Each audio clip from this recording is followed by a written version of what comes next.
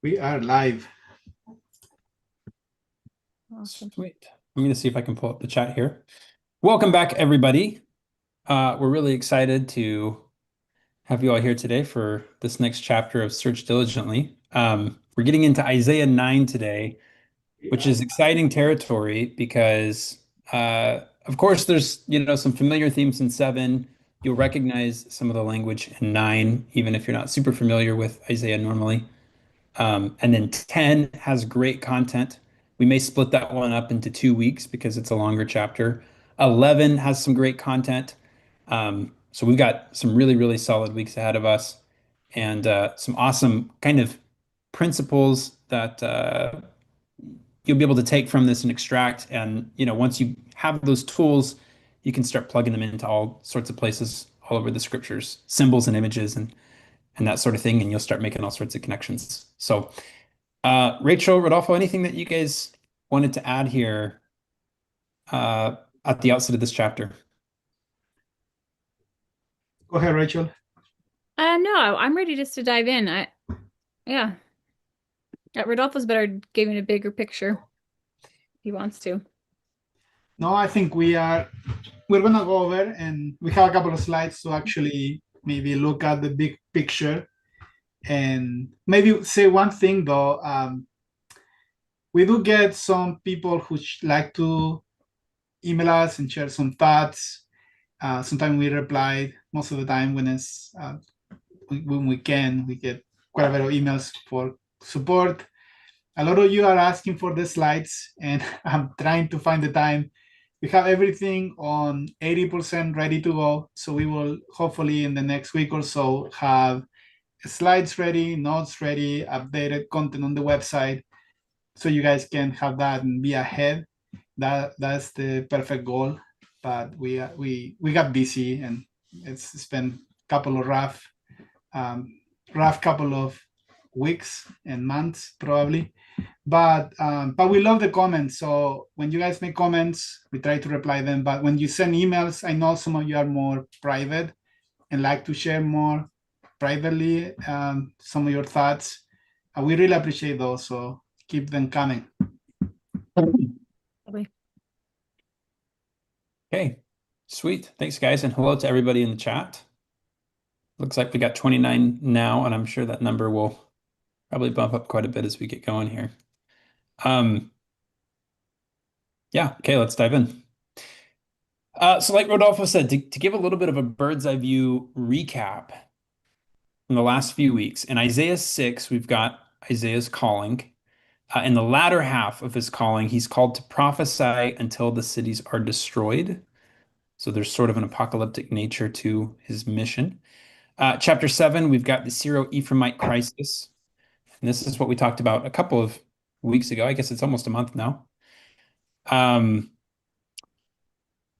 verses 7 to 9, we've got a word of assurance, right? This is She'ar Yashub, meaning a remnant shall return. So it's this promise, right? That even though Israel is going to be and Jerusalem are going to be totally destroyed, that there will be a remnant that the Lord intends to redeem and to save. And this is kind of at the heart of all prophecy, right? It's this hope that things are not all bad. We've got the Emmanuel prophecy as well. So this is another son that has a very particular mission and identity and is an important symbol. And it starts to give a timeline for destruction and when events are going to be fulfilled. The end of chapter 7, we get into the judgment on Judah through Assyria. And we've talked in the past about Assyria being God's left hand, right? His instrument of judgment, of scourging. So if you're familiar with the Book of Mormon and First Nephi 2, at the very beginning, when Nephi is getting this promise regarding his posterity, says the Lord will bless them in the land, but the Lamanites, right, will be a scourge if they ever become wicked. And so if you're familiar with that idea, that's exactly what's going on here. Chapter 8, Mehar Shalal Hashbaz. That's the last major kind of son that we discuss. And his name means hasten the plunder, hurry the spoil. So it's an imminent destruction. Verses 5 to 8, the flood of Assyria is going to reach Jerusalem. So this foreign invasion that's often represented in flood imagery. Verses 9 to 15, trust in Yahweh, not human alliances. right? So where are we putting our trust? Is it in the arm of flesh or is it in God? And then lastly, where we finished off with chapter 8 is darkness, gloom, and destruction upon the land, which is the end result of succumbing to the effects of the king of Assyria. And that's kind of where we'll pick it up today. So, Rachel, Rodolfo, anything that you guys would want to throw in there, high level, big picture ideas that set the frame or set the stage for tonight? I will just say, look at it as a unit. These chapters are clustered together, and so when you have 6 to technically 10, when 10 and 11 become more messianic, and at that day we have some of those references, meaning the millennial ring, and then 12 is all about the messianic age. But these one are more historical in context. They come together, and then if you can go to the next slide, Cameron. And this is something that maybe I'm taking from a page from Cameron's manual to look at things from an archetypical standpoint. And I was trying to maybe have a term for this, but the prophets are giving us a pattern.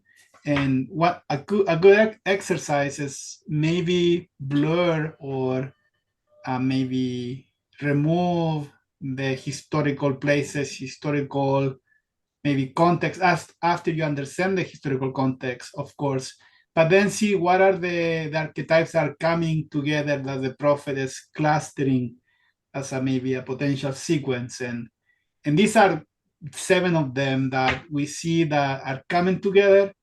And then when you have that clear, you can maybe use this as a template to look for maybe a fulfillment in our day, or how things are going to be fulfilled in the end time.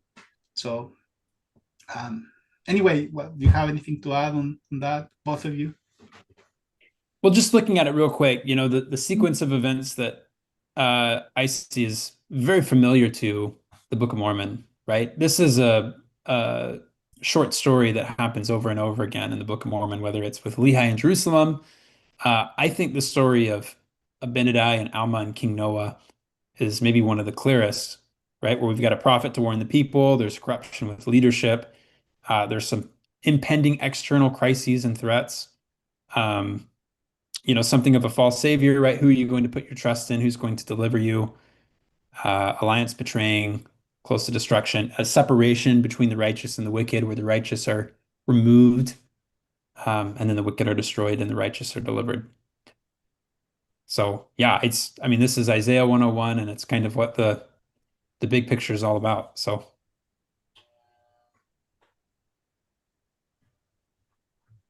yeah, and today the theme is going to be that a rightful heir coming back, and through whatever that means, through lineage, through priesthood, and how the Lord prepares again a way from the beginning to anticipate all of this, right? The lack of trust of the people in him as the Lord. He knew this was going to happen, and he prepares a way. He wants to prove the people he's God. So that's why these names of these different childs represents anticipation to what is coming, so he can prove them that he knows the end from the beginning, so they don't trust more in idols, who, as we're going to learn, they cannot see, they cannot anticipate the future. Only him can do it. And now we're going to see this wonderful promise in this chapter of another child and more names and so forth. okay. Rachel, anything you wanted to throw in there? No, just thinking about tracing through some of these ideas again and just hanging on to them. Like, we see the light and the darkness kind of repeat through many of the chapters. And I feel like as soon as we think you're over, you're done with the idea, it repeats again. So just be patient with putting some of those bigger pieces together with some of these ideas. And I'm hoping we'll tackle some of them as we go along. There's quite a few things that I'm like, oh, we should do something on this or this or this, just to get a better, give a better idea of it. And so we'll get there. I hope.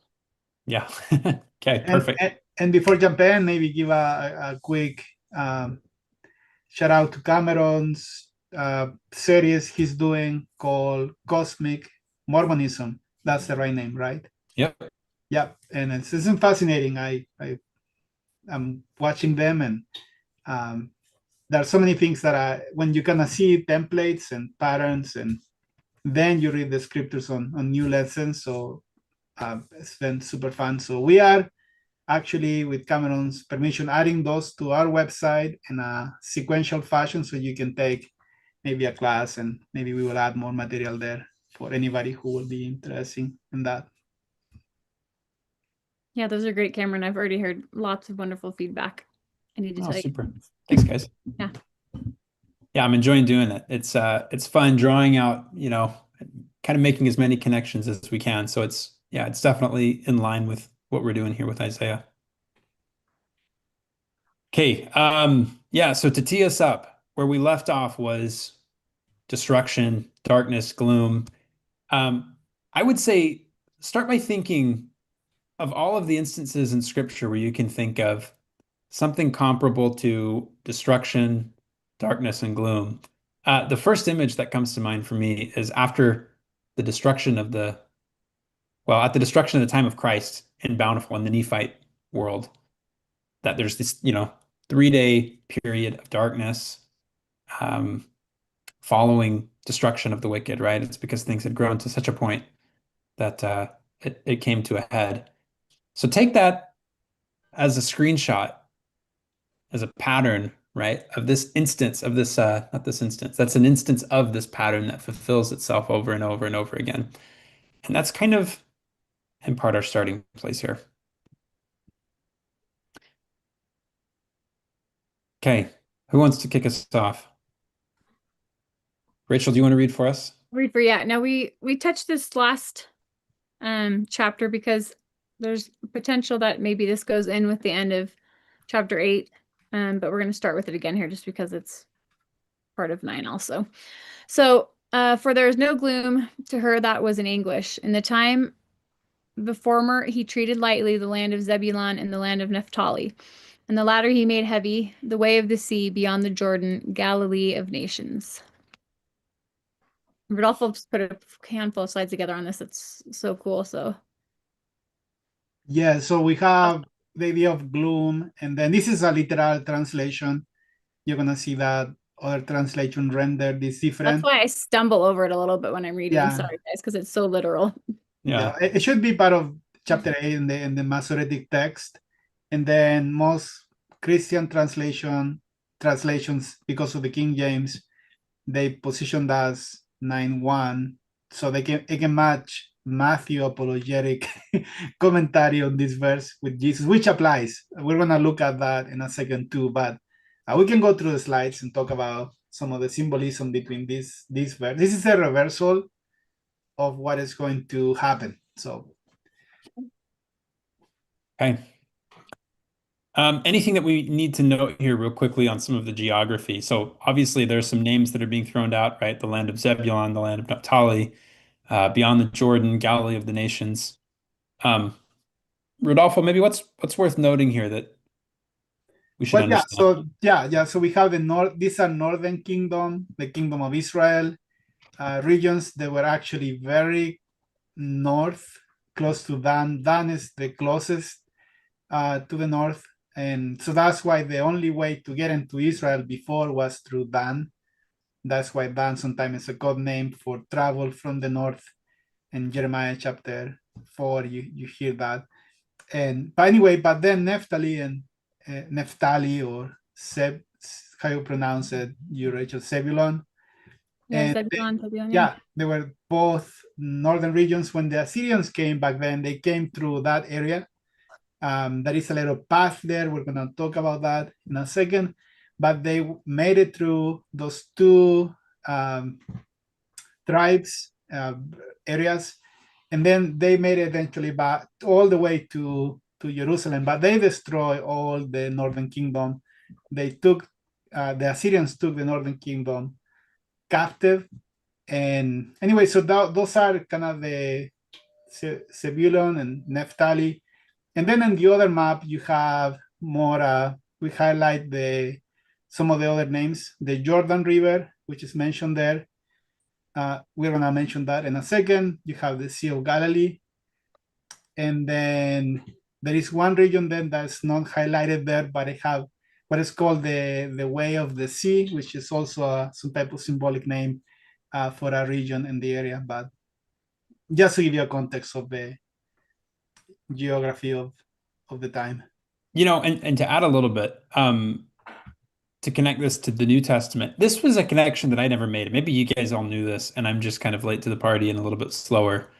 The place that Jesus grows up is up north here by the Sea of Galilee, right? He's in Nazareth, and a lot of the major events that are happening in Capernaum and cities like that are all happening around the Sea of Galilee. And that's all what was formerly the Northern Kingdom.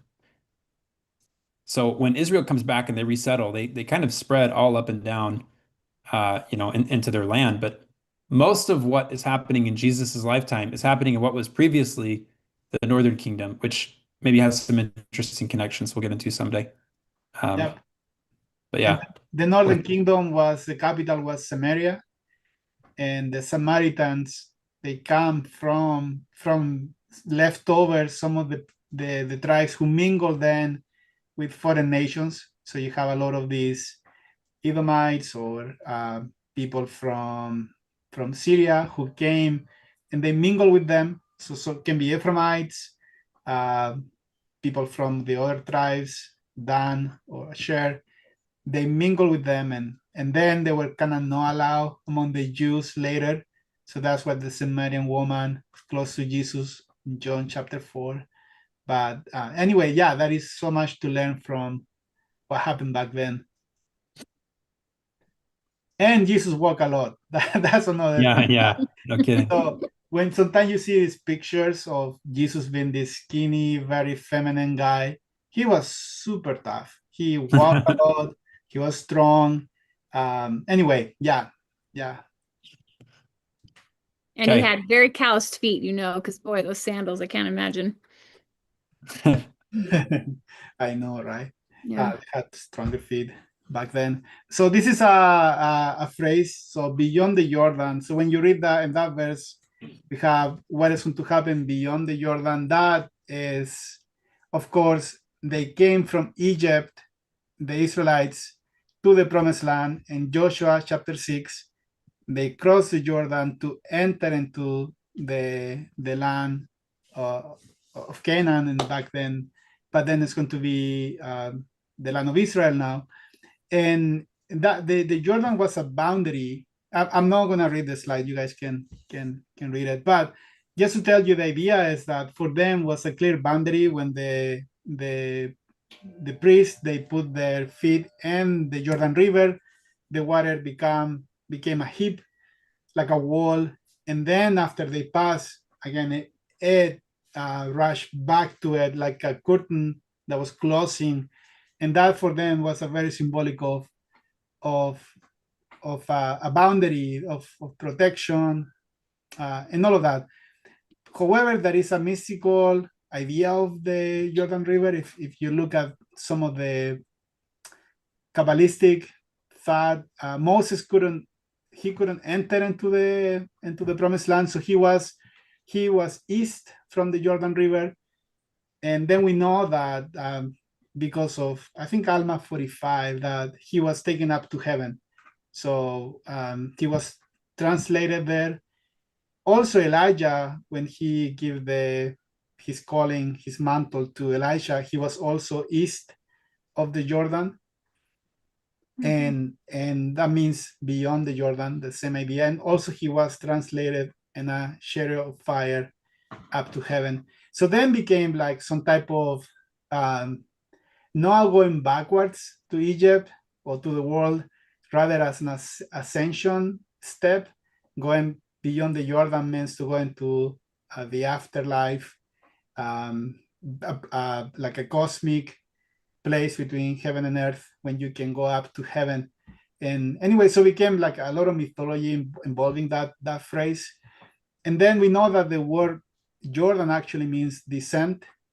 And this, you guys can correct me here, it's the lowest point on earth, right? It's one of the lowest point on earth. Yeah, I hate to like keep being the guy that's talking about how he went to Israel, but Keep if doing you go to the Dead it. Sea, they've got all this merchandise that says the lowest place on earth, and there's like this bar on the beach that says the lowest bar on earth. It's their that's their thing. But yeah, yep, lowest place on earth. And part of the reason it's dead is because all the water flows down into it and it has no place to go, right? So it flows down and then it will evaporate out, but all the minerals and the salt and whatnot gets left behind. And so um, that's why it's not living. Yeah, and it means the word Hebrew means descent, and that is also another fun idea behind that. But when you look at the idea of Christ being baptized in the Jordan River, in Alma, what is Alma 32 verse 15, Alma says that we should descend to the depths of humility. He's talking about those who are humble, not because they have need to be humble, but because they want to humble themselves. But then he mentioned go to the depths of humility and be baptized. And I always like how he tied descent, lower levels of humility, and baptism to this idea of the Jordan River. Anyway, the idea of descent means like something is flowing from above, and also there is some rabbinic literature that mentioned going back to Eden, that there was one river who flow from Eden and then flow below and then divides into four arms. And technically that river also gave birth to all the other rivers in the area.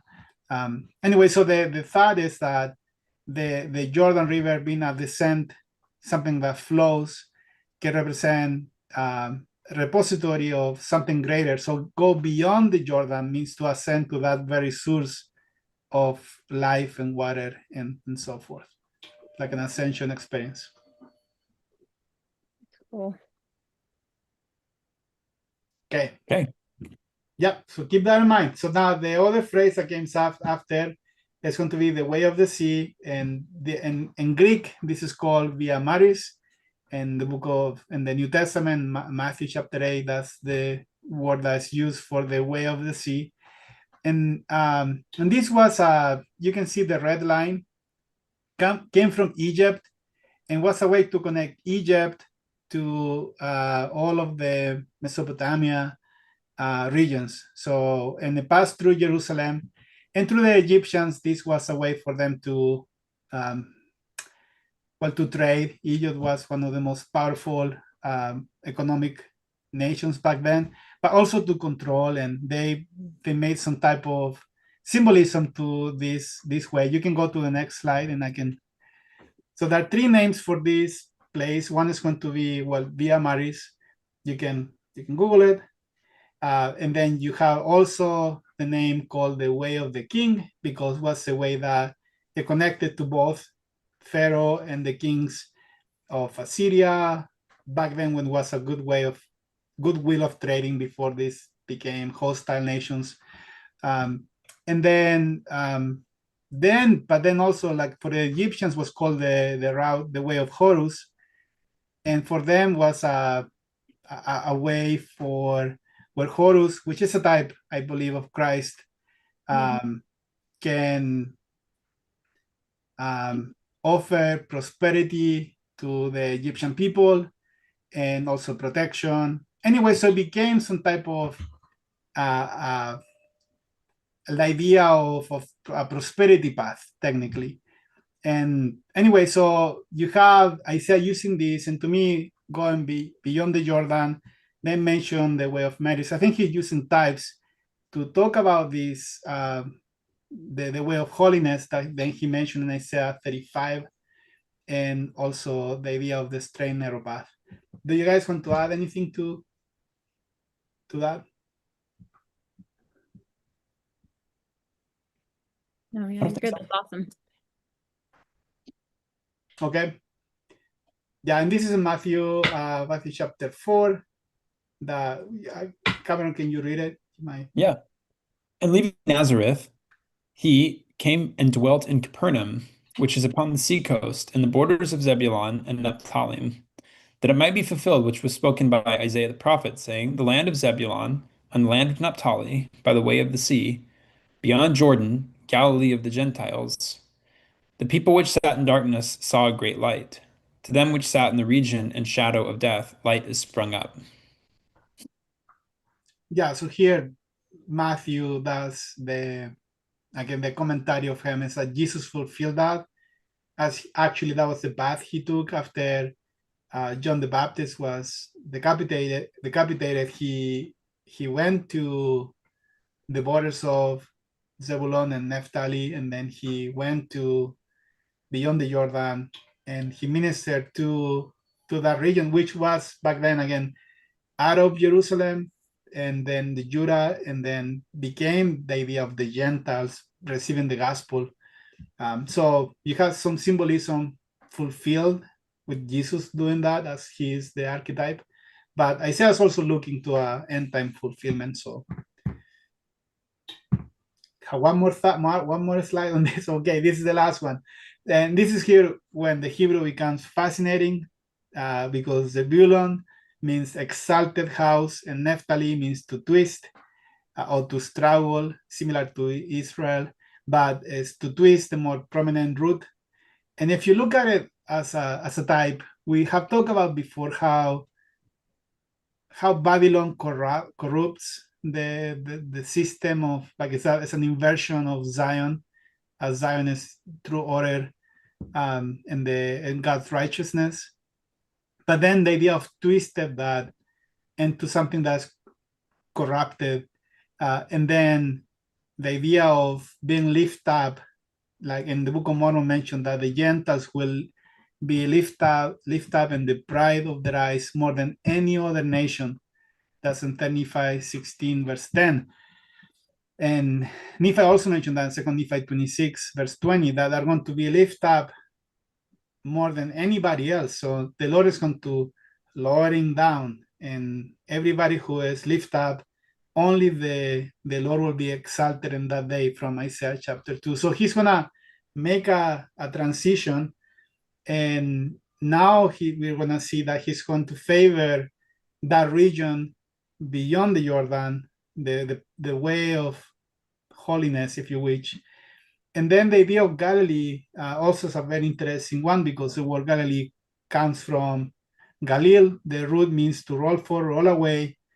There is a symbolism to the place Gilal, where Joshua circumcised all the children and the people who were born in the wilderness before entering to the promised land. So they're coming back, and the idea of circumcision always has been circumscribed, or since, how you pronounce that, circumscribe, or heart, like the change of heart that's described in Jeremiah and Ezekiel, and how we can really enter into the gate, into the path of righteousness. So you might see here some type of underlying idea of that and all those places.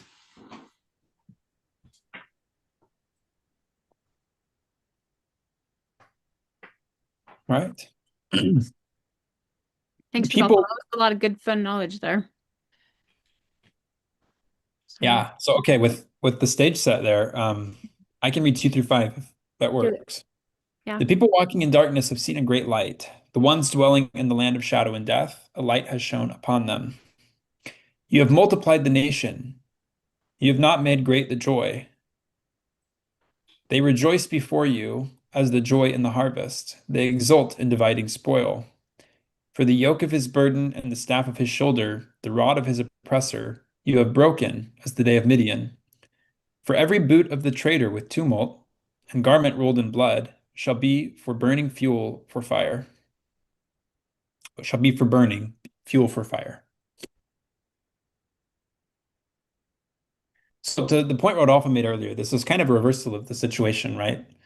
They go down into darkness, into death, but then there's this reversal where they come back out. And in a lot of ways, it kind of parallels the symbolism that's going on with baptism, right? We're baptized. It's a form of death and rebirth. you're going to the perimeter, to the boundary, and then you're coming back.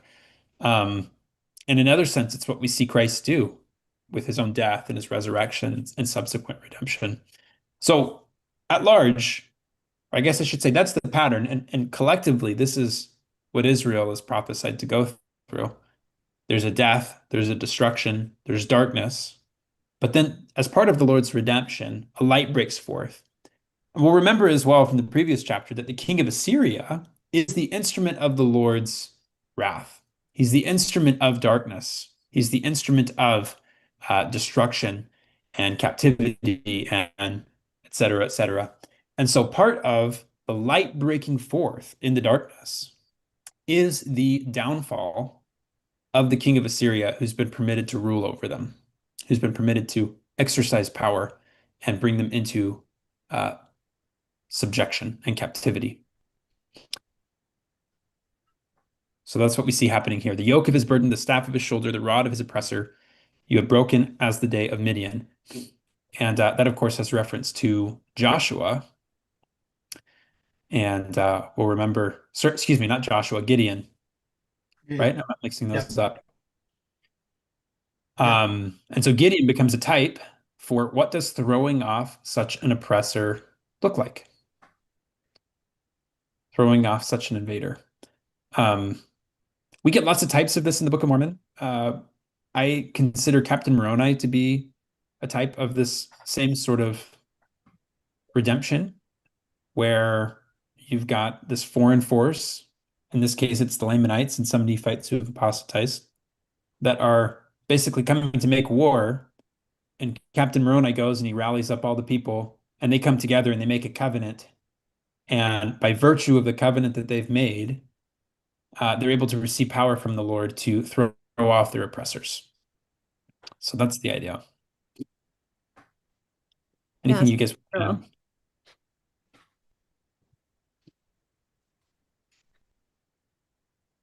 Yeah, I do have some things on the walking in darkness, but you're right that the whole imagery is a reversal.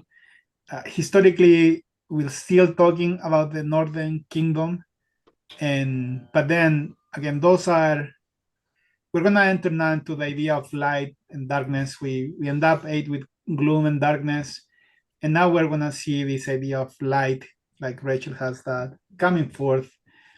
And I know Rachel has more on the day of Midian too, but we can do whatever. Go say whatever you need. And then Rachel can kick it off. But if you can go to the next.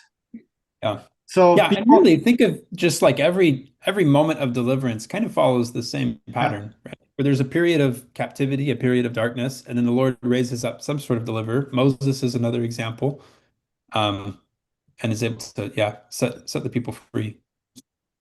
Well, go ahead, Rachel. No, I was gonna say, and it seems that a deliverer doesn't arise or come until there are people that are in captivity and there's a need for one. You know what I mean? Like it doesn't seem like he rises at a time where there isn't need for him. Is that all the pattern you guys think? Yeah, it's an idea. They're gonna. Okay, so Michael asked a good question. Can you go back, Cameron, for 1 second? So we're trying to provide a literal translation, and verse 3 mentioned you have not made the joy. And so this is the literal from the Masoretic text. This is how it renders.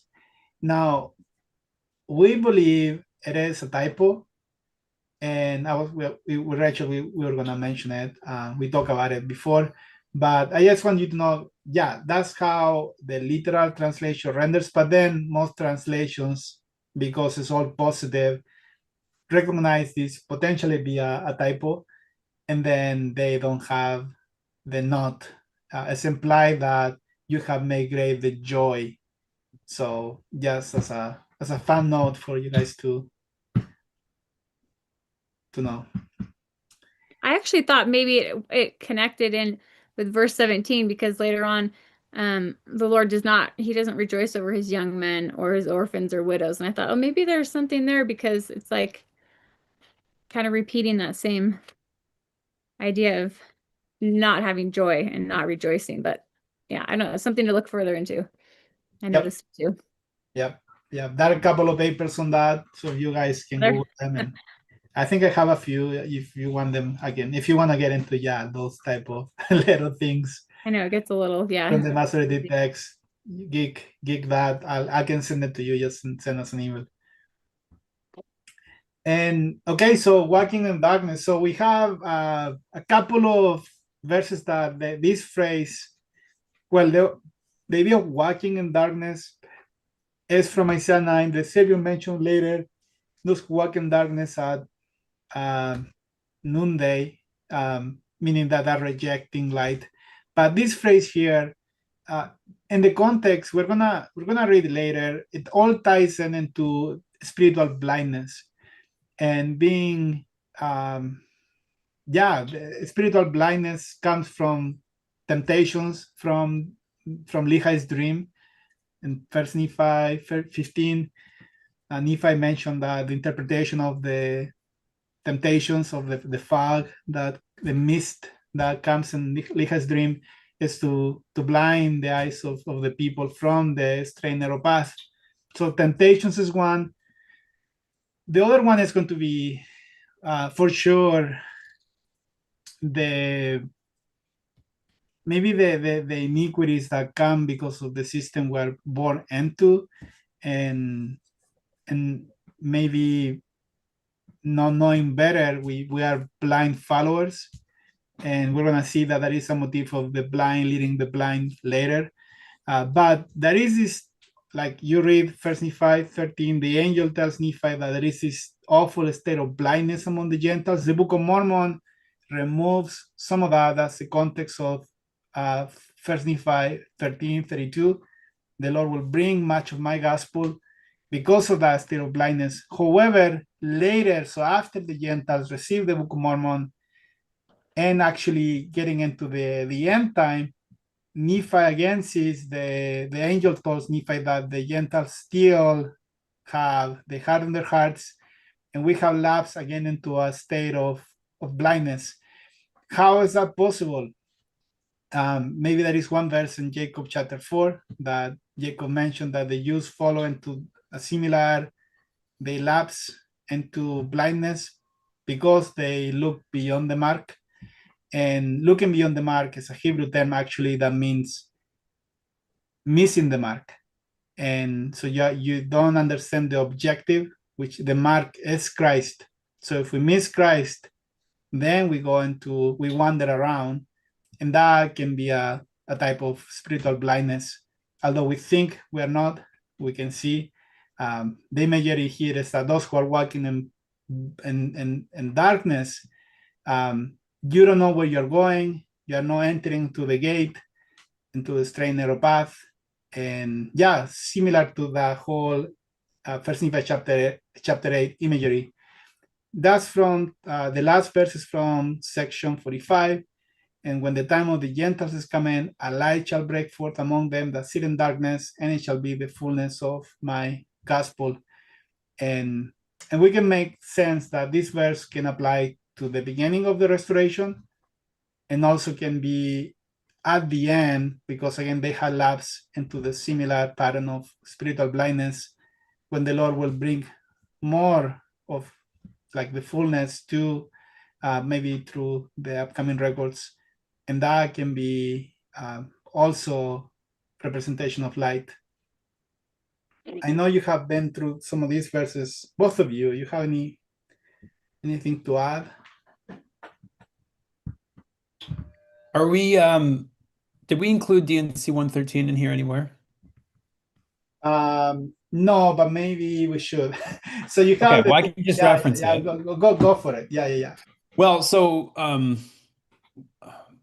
later in Isaiah 52, we also get a glimpse into the reversal of this situation, where the Lord is telling his people. As a matter of fact, I'll just pull it up and read it here. And this is just going to be the KJV. Pause for dramatic effect. Awake, awake, put on thy strength, O Zion, put on thy beautiful garments, O Jerusalem. Immediately you can see the parallel imagery, right? If you're walking in darkness, if you're in this period of darkness, it's death, right? So when the invitation to awake comes and to arise, it's resurrection imagery. It's also just what you do every morning, where you're coming out of this sort of state of being asleep or being dead. Awake, awake, put on thy strength, O Zion, put on thy beautiful garments, O Jerusalem, the holy city. For henceforth there shall no more come into thee the uncircumcised and the unclean. Shake thyself from the dust, arise and sit down, O Jerusalem. Loose thyself from the bands of thy neck, O captive daughter of Zion. And so somebody asked, I think it's Elias Higby.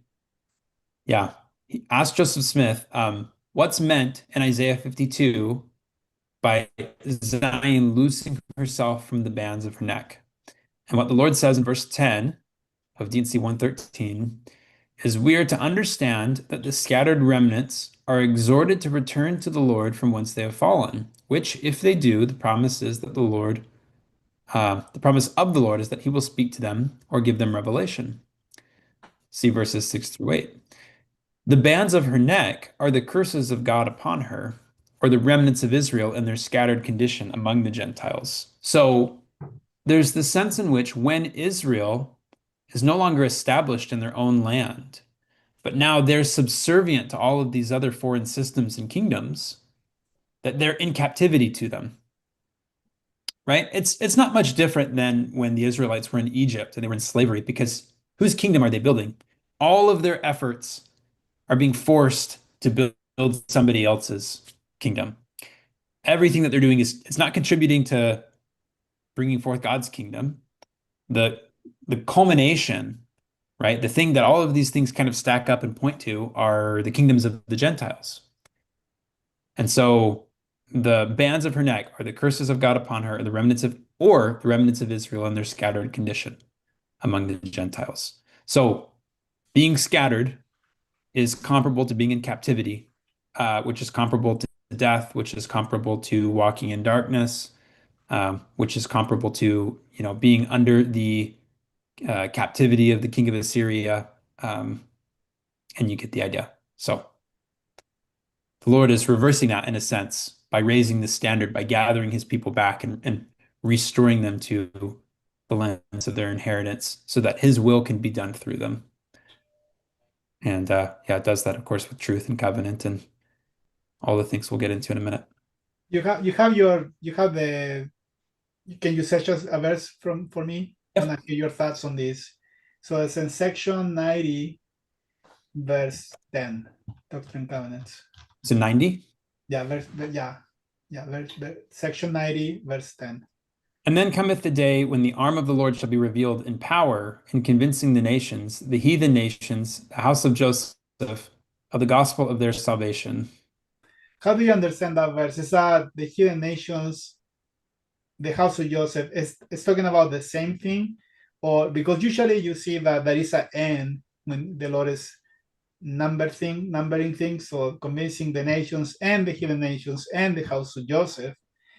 To me, that verse, he's kind of clustering all of them, saying that Joseph is among the heathen nations, or you read that different? Yeah, I think that is how I would read that. I'd have to spend some more time with it. Think about it, because when you mentioned that about, yeah. Anyway. That's good. Yeah, and the arm of the Lord being revealed, of course, is for everyone at home. A language that originates, or some verbiage that originates in Isaiah.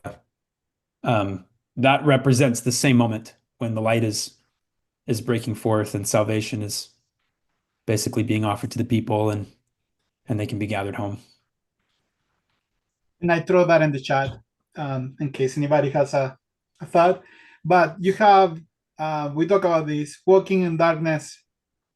The context in this one is going to be the idea of blindness. And then when you read sitting in darkness, it appears in Isaiah 49. Actually, it doesn't, but Nephi is that what Nephi quotes in First Nephi 21, verse 9. So in Isaiah 49, the King James mentioned those who are in darkness. But then Nephi mentioned those who are sitting in darkness. And but then the context of that is spiritual captivity. So you have maybe a spiritual blindness, but then captivity also. You have the word captivity here in 14:7, First Nephi 14:7. But then this is going to, if they don't repent from that condition, we're going to read that this is going to turn into a physical captivity and physical destruction. So anyway.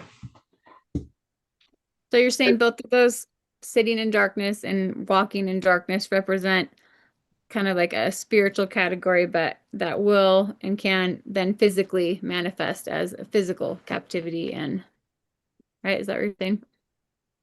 Yep. Okay. Yep. Yeah, I think so. I think movement, and you're trying, right, but you are not going anywhere, versus being maybe with chains when you cannot move. And so I think there is spiritual dimensions to trying progression versus being in chains, and the Lord is going to remove all of that. And maybe there is that, what Cameron mentioned, that scattered condition among the nations of the house of Israel, that the Lord needs to bring those chains somehow. And part of that is going to be through light, which light represents the fullness of the gospel. Can represent also a person. Can you I have one more slide on this, and sorry, I'm going to pass for a while here for our friend Taylor. Make sure.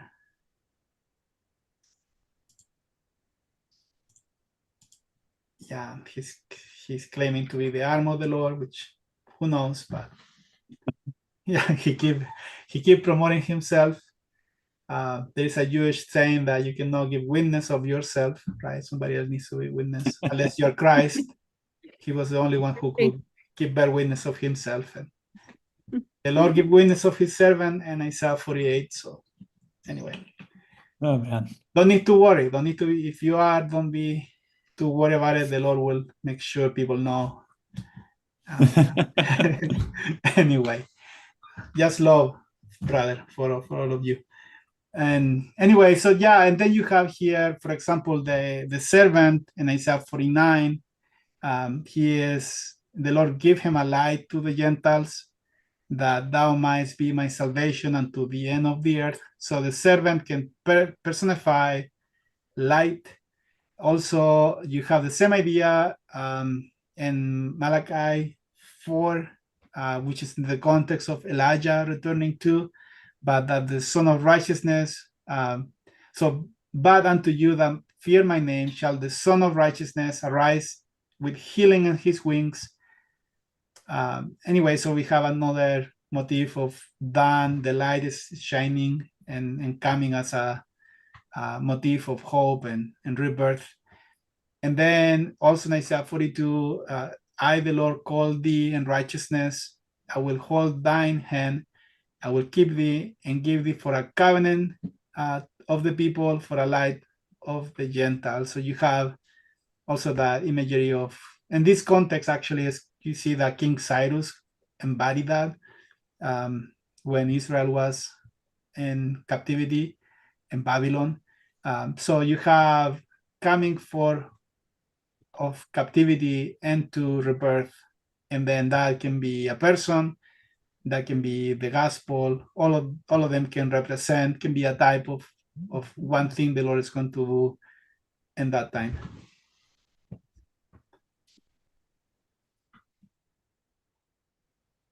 I kind of want to go off on a tangent about light for just a second, because that comes to mind here. Yeah, go ahead. We have spiritual light, Cameron, and then like, were you going to say something? Did I cut you off? Sorry. No, sorry. I think my internet's slow. I'm like way delayed. So already knows this because we've done book group together. I have a tendency to want to interrupt everybody. I have ADD and I just like get excited. So when I sit back and I'm being quiet, I'm trying to really hard to just be quiet and not interrupt you guys. So, and for everyone watching, I'm sorry too. It happens. I'm getting way better at it. Okay. So I was just thinking about light just for a second. I won't go too far off for too long, but just having spiritual light and then physical light, and how I don't know, I've come to really appreciate light, physical light. I mean, I've always really loved it, but just to notice how amazing it is in relation to plants and how they will follow the light throughout the day. Or I have horses, and I have learned that their winter coat comes on. I live in the place where it snows, and so their winter coat comes on based on how many daylight hours they have. And when they're breeding horses, they want to keep them fertile year round. They put them under these fake lights, and so that fake light keeps their summer coat on, and it keeps them cycling through so they can become pregnant anytime. And so just that idea of light, I have a daughter who loves to be tan, and every time she gets in the sun, she goes, "Oh, I just feel so good being tan. It's just so much better." And I was laughing because I'm like, it's really all about the light. For those of you who don't tan, I'm really sorry. But there is something about the physical aspect of it that also has to be in parallel to the spiritual light of Christ, because he's in and through all things. And I just wanted to make a little note on that. I was just thinking about how awesome it is. Right. One note I'll throw in real quick that parallels with all of this, the light breaking forth. So Isaiah 61 is a messianic sort of prophecy, and this is one that you'll recognize Christ is reading when he declares he's the Messiah, essentially. Mhm. The Spirit of the Lord God is upon me, because the Lord hath anointed me to preach good tidings unto the meek. He hath sent me to bind up the brokenhearted, to proclaim liberty to the captives. And then I realized earlier today that in Luke 4, and the recovering of sight to the blind is something that shows up in Luke 4, but is not in the King James Isaiah here. And the opening of the prison to them that are bound, to proclaim the acceptable year of the Lord and the day of vengeance of our God, to comfort all that mourn, to point unto them that mourn in Zion, to give unto them beauty for ashes, the oil of joy for mourning, the garment of praise for the spirit of heaviness, that they may be called the trees of righteousness and the planting of the Lord, that he might be glorified. And they shall build up the old wastes, they shall raise up former desolations, and they shall repair the waste cities and the desolations of many generations. And strangers shall stand and feed your flocks, and the sons of the alien shall be your plowmen and your vine dressers, but ye shall be named the priest of the Lord. So again, what we're seeing here is going from Israel's condition of being, in essence, dead, right? We've talked about in the past how foreign invasion and scattering are collective images of death. So you can think of Israel as a nation as being a body, and the body breaks down, right, from dust thou art unto dust thou shalt return, and is scattered to the four winds. And this is entropy, it's fragmentation. And that's what happens. But then there's this resurrection. And we also get that imagery in Ezekiel as well, when he talks about the gathering of Israel in the last days. This vision he has of the valley of dry bones, it's compared to a resurrection. So the same thing is going on here. This is the light that's breaking forth. It's new life that's flowing into Israel, and it's remaking something that wasn't there.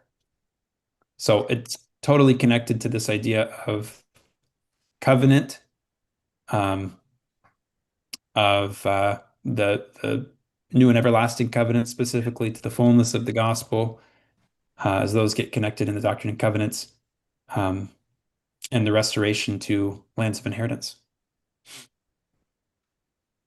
Wonderful.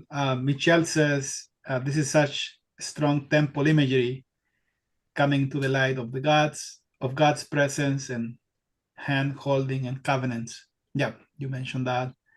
Yeah, the whole temple is you are moving through light, through a less light to a greater light. And we are celebrating today, sending the feast of Yom Kippur, which means Day of Atonement. 10 days ago, we started Feast of Trumpets, Rosh Hashanah, the head of the year. And that begins during a new moon, which is technically invisible. But then today is Yom Kippur, last night was half moon. So you have a half moon. You have those 10 days in between, which are the days of where the Lord can divide the wicked from the righteous, and you have the idea of half. You have the two goats, right? One for Azazel, who goes into the wilderness, one for the Lord, who is sacrificed, happening yesterday. And so you have the idea of division, and then we're going to celebrate in the next full moon that's coming, and I believe 5 more days, we celebrate Tabernacles, which is a full moon. So you have the moon also following the pattern of light increasing, and the Lord marking some of those days for specific types and specific feast, pointing to different things the Lord wants to teach his people. So anyway. Didn't Galilee mean circuit or circular too? It's like following that. Yeah, Galilee means circuit, Mm-hmm. a rolling forth and all of that. Yeah, it's kind of that movement. And Diana mentioned one more thought on the spelling of sun, emphasize the practice that the Son of God provides the glory light of the sun. So if you go to 2 Nephi, 26 verse 8, Nephi actually uses the word, instead of the sun, like the sky sun of righteousness, he uses the word son as my son of righteousness. So he kind of play with, that's a play on words. He didn't have Malachi though. That's kind of the fun thing, because Malachi was given later by the Lord. Did they have Malachi? No, right? No, that's why Christ regives it. And yeah. And anyway, so Nephi kind of uses that son of righteousness versus physical son. Anyway, good connections. Yeah. So what do we expect in the end time? Closing this, guys, what do we expect? Like, if this is a type of what is coming, what is the type? What do you guys think might be a end time fulfillment? In relation to light, or which aspect of this? All of these, like those who are walking in darkness will see a great light. Well, at least one really clear parallel is the narrative we have of apostasy and restoration. Right, that all of the Lord's people are scattered, and that this covenant is set up through Joseph Smith, through the Book of Mormon, which becomes a standard through which the elect can be gathered. And they were, of course, doing that in the early days of the church. And of course, what I think it points to is ultimately fulfillment of that same work, bringing to pass the building up of, the waste places and the desolations, and reconstituting of the body of Israel. And Joseph was born on winter solstice. Oh yeah, great point. This is the darkest, shortest day of the year. So during the most darkest time of the year, Joseph, as a type of the light break forth. So that's a beautiful symbolism there. Anyway, foreshadowing what can happen in the future. Anyway. Okay, sorry. All right, Midian. As I understand it, Rachel has a lot to say about Midian. I don't have that much to say about it.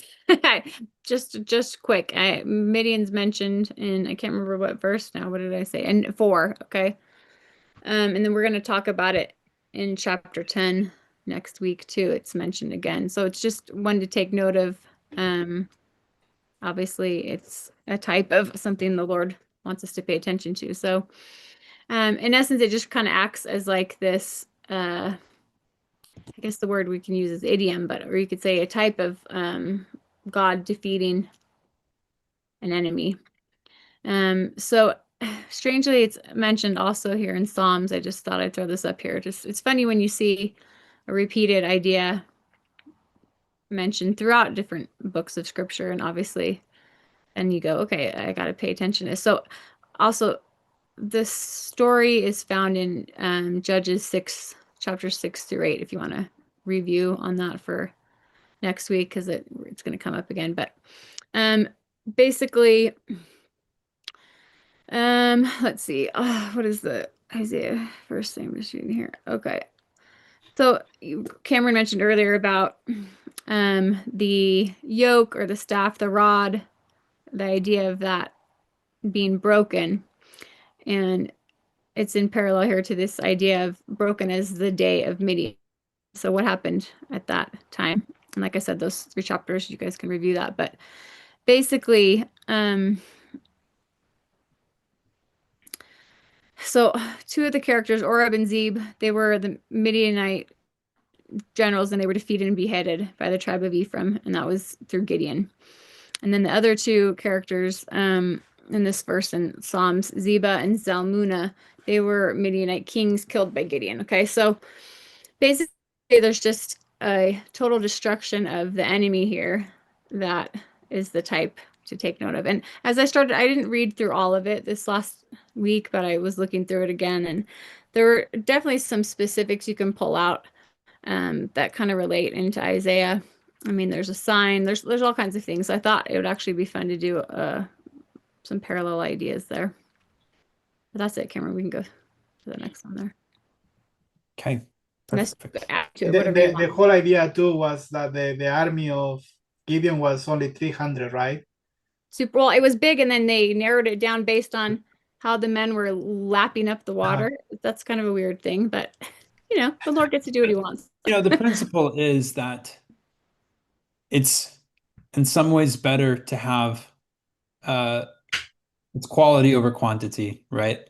To have a totally pure army who can be endowed with the Lord's power, that are all on the same page, that are in, lockstep, as opposed to having an intermixing sort of happening. And this is what we see happen with Captain Moroni sort of calling the people together, and they rally around this covenant and essentially say, like, Lord, we are willing to be rent, even as we rend our garments if we turn against you. And because they were willing to enter into that level of covenant, that's why they received the power that they needed in order to throw off their oppressor. In a sense, this is what Joseph's Zion camp was pointing to. And the reason that they ultimately couldn't go and redeem Zion was because the army, as it were, Zion's camp was not purified, as it says in D&C 105. And so the time wasn't yet. And essentially, they needed an endowment of power before Zion could be redeemed. And that is something that we're still looking forward to ultimately. Is this also where, like, I think it's in D&C where the Lord talks about gathering the strength of his house, and it's like young men, old men. Okay. Yep. Yeah. So that had an immediate reference in D&C 101 to Zion's camp. But it also points to the latter day sort of ultimate fulfillment of those things.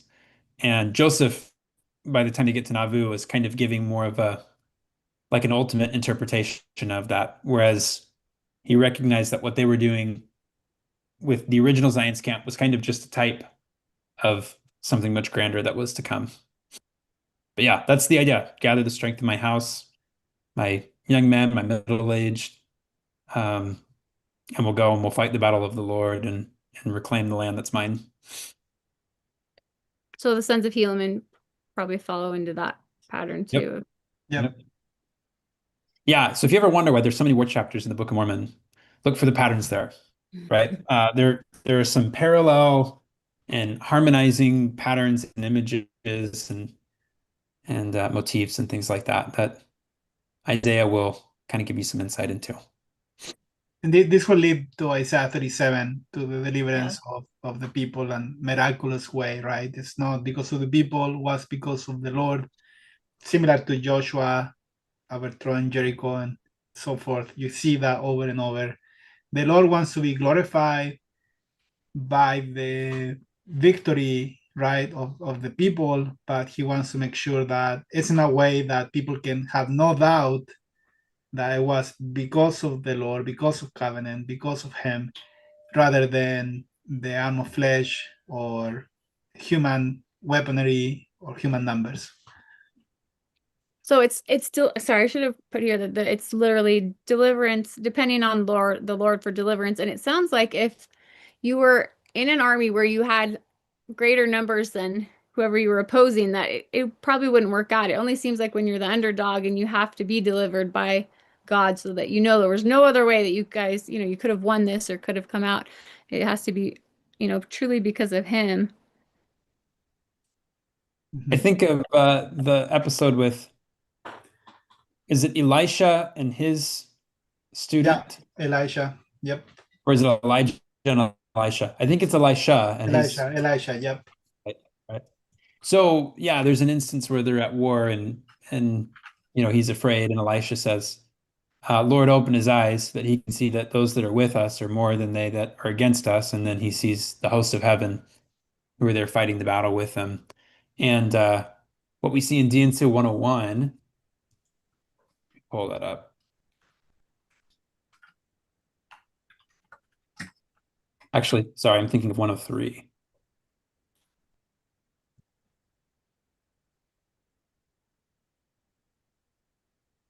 Let's see. Behold, I say unto you, the redemption of Zion must needs come by power. Therefore, I will raise up unto my people a man who shall lead them, like as Moses led the children of Israel. For ye are the children of Israel, and the seed of Abraham, and ye must needs be led out of bondage by power, and with a stretched out arm. And as your fathers were led at the first, even so shall the redemption of Zion be. Therefore, let not your hearts faint. For I say unto you, as I said unto your fathers, mine angel shall go up before you, but not my presence. But I say unto you, mine angel shall go up before you, and also my presence. And in time ye shall possess the goodly land. So this is this divine empowerment that is behind Israel's armies that allow them to repossess the land that's been taken from them. Another thought that comes to mind is there's an incident in, I believe it's Exodus, but it's at some point early on in the Exodus narrative where Israel's army loses a battle and they realize it's because that somebody had broken covenant among them. And this is so serious that they have to find out who it is, and that person is ultimately executed. That way they can maintain the purity needed to be victorious, because even one little tidbit of impurity is enough to, a little bit of leaven leavens the whole lump, right? Because that covenant requires everybody to participate equally, right? Like you said, it's like one person breaks it and then it's like it ruins it for everybody unless you go and remove that one. That's part of the Davidic covenant, right? We're gonna talk about it in a second, but that you have, when you have a righteous king, then that can bring the whole protection over the people. And one more example, historical example, is Joan of Arc. She also did the same thing with she purified the people and tried to make sure they were righteous and make sure they were following God, and they won these miraculous battles, and she did all of these crazy things for her at her age back then. But you see the principle there of purity, how the Lord can do a miracle when against any enemy. So, well, we have so much to cover. So, yes. I want to throw one more in. This is maybe not one that you would always connect to this, but this is the story of Enoch and Zion. It says, so great was the faith of Enoch that he led the people of God, and their enemies came to battle against them. And he spake the word of the Lord, and the earth trembled, and the mountains fled, even according to his command. And the rivers of water were turned out of their course, and the roar of the lions was heard out of the wilderness. And all nations feared greatly. So powerful was the word of Enoch, and so great was the power of God, of the language which God had given to him. So we see similar miracles, right, that are protecting Zion. When they're divinely empowered and purified, the Lord really does fight their battles. It's hopeful. Okay, so I'll try and hit this one real quick too. This is an image originally by Rodolfo, and I just kind of added the orange to it because it's such a great example of this. I just, when I was reading through some papers and stuff for this week, this is one that used to come up with my dad all the time. He's like, I don't understand. Like this obviously relates to Hezekiah, this chapter that we're in now, because Ahaz is his father, and where we were last week. So these go a type of someone who doesn't keep covenant and a type of someone who does keep covenant. Doesn't. Okay, so I remember my dad always be like, Hezekiah just doesn't really fit the pattern. And then when I was first getting into Isaiah, and then finally when I realized, well, Isaiah is writing based on, he's pulling information out, pieces of things that then become his prophecy. And so he only pulls out the parts and pieces that fit. And so then when Rodolfo explained this prophetic telescoping idea, I was like, oh, this makes so much sense. So the Jewish view is that Hezekiah fits the prophecy of Emmanuel and of this Davidic king, the child or son that is born that we're talking about in this chapter. And that he is that immediate child, son, and hope that will deliver the people, right? But then the Christian view is like Hezekiah didn't actually bring this and this piece that we haven't even gotten. Did we get to that verse yet? We haven't gotten there yet. Oh, yeah. He doesn't fulfill it, right? And so it's like only partially. And so when we're looking at like the larger view of it, the prophecy is about breaking the oppressor's yoke and ushering in this peaceful Davidic throne and kingdom. And so basically Hezekiah points to like that immediate historical event and the near fulfillment, but then it also leaves room for there being a greater fulfillment that we've talked about before. And I hope everybody kind of gets this idea.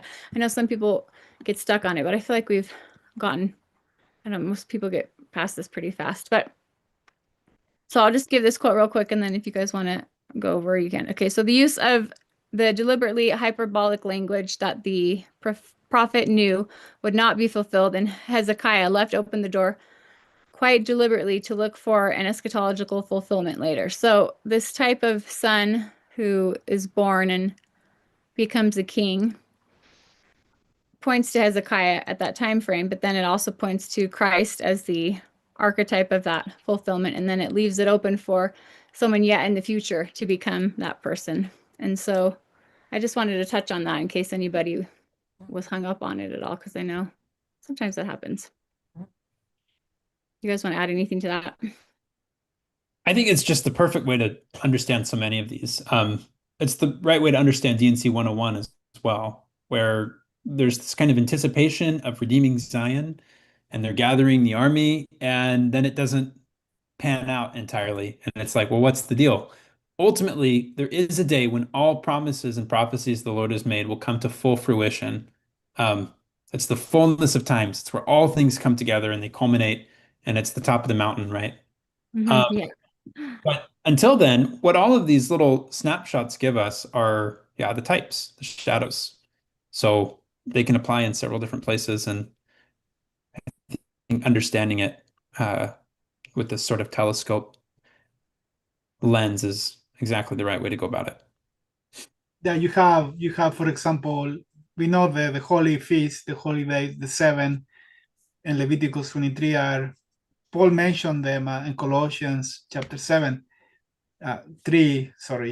verse 17, that they're a shadow of things to come. So they are meant to be fulfilled in the future. And then we see that Moroni comes to Joseph, right, on Rosh Hashanah, and then on the Feast of Trumpets. And then we think, oh, that was the fulfillment of that. But then the book of Revelation, you see trumpets being a very strong motif in chapter 8 and so forth. So you see that these are patterns that repeats. President Hinckley mentioned in 2000 that I think when he was with the people, that was the day when Joel chapter 2 prophecy that the Lord will pour out his spirit upon all flesh was fulfilled. But if you read Joel chapter 2, you see that there are other things that needs to happen for that to be fulfilled as the prophecy is. So it's a shadow of what is coming, following a pattern. But sometimes people get caught up saying that, oh, that was fulfilled then. That way, then we can say Matthew and Christ fulfilled Isaiah, because Matthew is linking to Christ. But then Jesus said that all the words of Isaiah has been and shall be, so still future. So we see an end time fulfillment of things. just being With Ma- redundant, but yeah. No, that's good. And with Matthew, you mean when he applies Emmanuel to Christ, right? Well, he does Not apply. Yeah, he does. Isaiah chapter 7:14, right? Yeah, Emmanuel.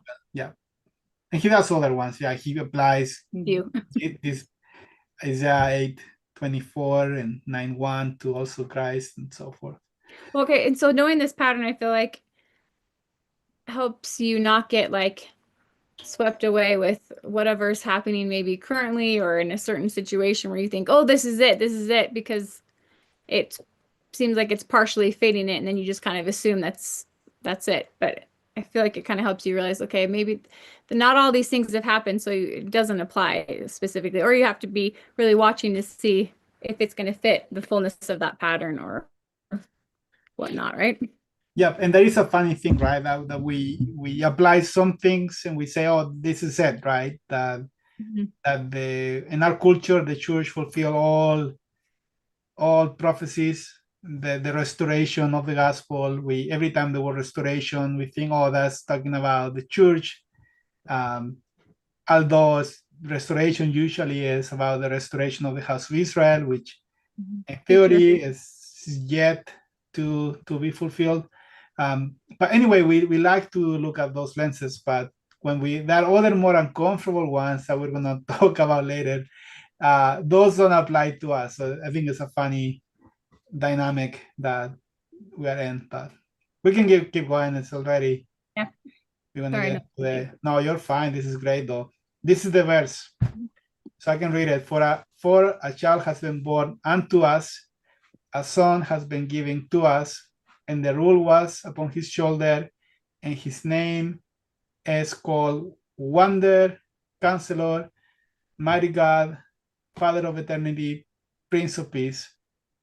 To the increase of the rule and to the peace there is no end, upon the throne of David and upon his kingdom, to establish it, to uphold it in justice and in righteousness from now and unto eternity. The zeal of Yahweh of hosts will accomplish this.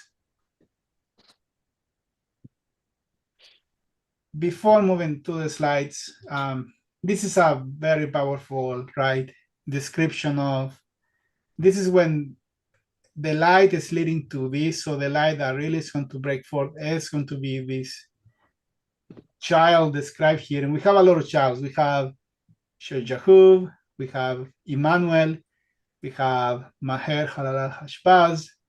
All of those three, and right, which can overlap. Some of them can be maybe one child getting all of these nicknames. That would be very funny. But yeah, all of that is going to really come together. The light, the dawn, the rebirth motif is embodied into this promise of this child. And of course, the King James, when you read it, it renders right towards Christ, and then the Handel Messiah famously uses this verse, unto us a child is born, and that's all about the Savior, which I think he for sure represents all of this. He's the archetype of the true king, and the idea of he is the little Jesse. He described himself as the offsprings of Jesse and the book of Revelation. So he embodies all of that. Still, though, again, there is another fulfillment in the future. So there is so much into the Hebrew here. Rachel, you want to talk about some of these names? And Well, yeah, so one thing I just wanted to bring up real quick is, so we're talking about this child being born and then it's like a son given. I mean, part of me is like, it could be an actual, right, a child who's born from the womb, right? And he becomes, as a baby. But then I also feel like there's also maybe like a symbol of a rebirth here, because then it's also pointing to becoming a son. If you were going to become a son and an heir, or like son of Christ, son of God, rule to, or a heir to the throne, that, I mean, you could do that as a baby, but it could also be describing like spiritual stature at a certain point, right? And that kind of idea of being reborn again and again until you arrived at this. Well, place. that's the idea of sonship through the Eastern, what is the name? The Emperor Vassal. Vassal, yeah, Emperor Vassal Yeah. covenant model, right? That is, and I'll share with this one day, guys. Remind me on. So I have some of the text for the Hittites covenant structure, how they did all of these covenants for land, for different things, and one of them, it was a big one, was the idea of the son, right? That he adopted the vassal when the covenant always is conditional, but when the vassal he proved loyalty over all things, then the emperor or the king or the suzerain, he adopts the vassal as a son, gives him a ring, gives him some endowment, gives him a new name, and that adoption idea is he becomes, right, there is a rebirth and he becomes a son of the vassal. And if you read, so in 2 Samuel chapter 7, I'll copy this in the chat, verse 14, this is the Davidic covenant from the whole chapter, but from verse 12 to 16. Verse 14 says, this is going to be to the descendant of David. So needs to be from the house of David. So David is from Judah, but then needs to be from the house of David. It was a patriarchal type of thing. So needs to be from father to the oldest son. Eventually, one of them is going to uphold the throne of David and justice and righteousness. So until then, right, there is not, like Amos mentioned, that my people shall be wander many, many days without a king. So the Lord knew that eventually there is nobody to sit.